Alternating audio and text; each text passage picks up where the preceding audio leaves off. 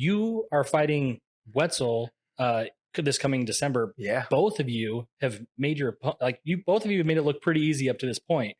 How are you preparing? And maybe I positioned that wrong because you've done your part in making things look pretty dang easy up to this point. Is Wetzel any different preparing than your previous opponents who you've made it look pretty easy?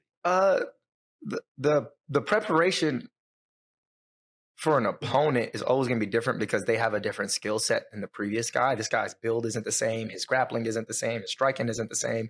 Everybody is like a little puzzle piece, but I trust my team who has been there many, many, many, many times before me. When we do our debrief and our film study and they formulate the game plan, it's like perfect. Cole is this long, lanky guy. So he strikes differently and does jiu-jitsu differently than Bubby, who's this 5'2", just dynamite wrestler.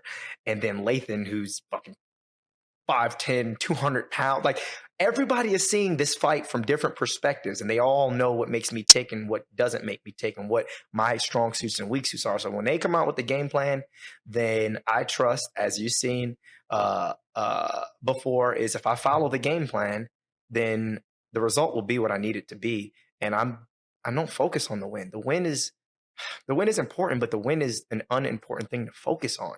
I told Lathan, I was like, hey, look, when I was an amateur, I started the last couple amateur fights. I started training for 5-minute fights, like for 3 5s.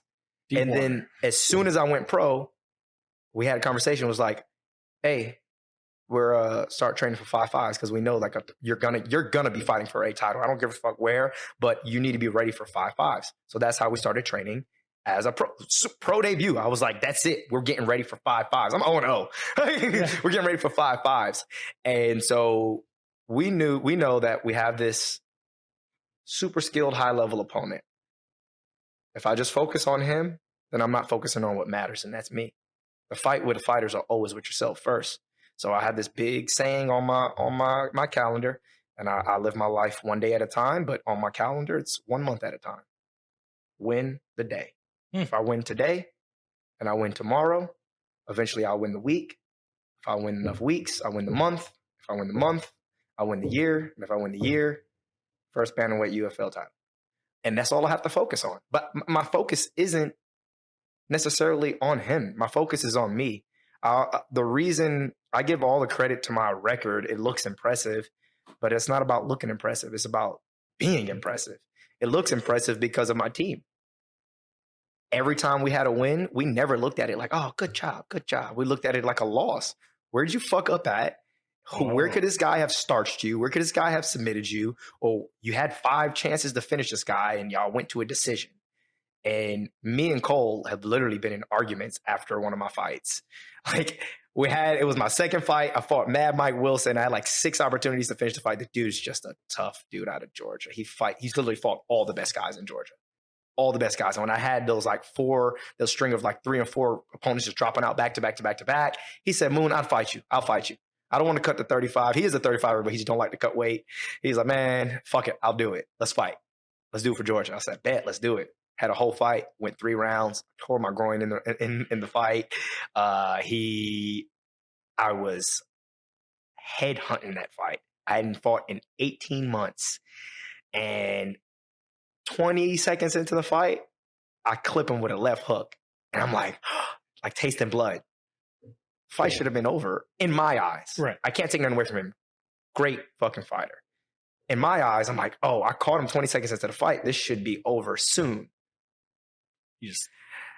After unanimous 3 rounds, bro. Oh. I took his back. I landed ground and pound. And I was just so in the fight that I was not following the game plan. And that went to a decision.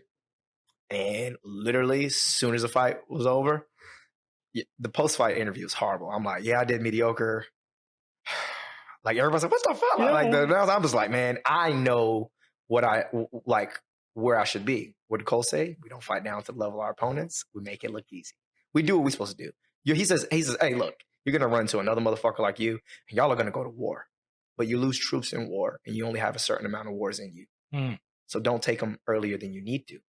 And that's him and my team saving me from myself, because I was going to fight this guy at 1-0 in Florida in his backyard. And I haven't had a fight in 16 months. And my whole team was like, we don't want this fight for you. You and this guy are like contender series. And I'm just like, I haven't fought in 14 months like this. I've been training. And then I was also in training camp. I was in training camp for a year and a half because I had a fight. I cut weight. I did this. Not take time off, but like, just like gear right back up. And then they're just canceling. So I'm like a bomb. The second I got in there, Mike Wilson is good at drawing people into the fight. He drew me into the fight, and it wasn't a technical match. It was just a fight for 3 rounds.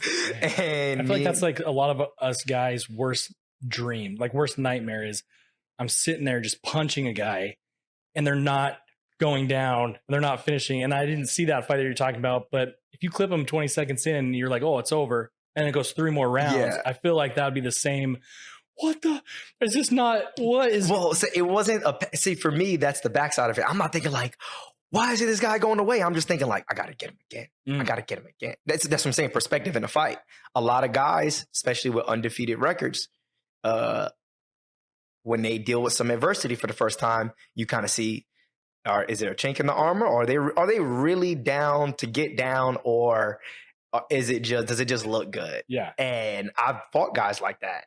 And me and Cole went upstairs, literally are arguing.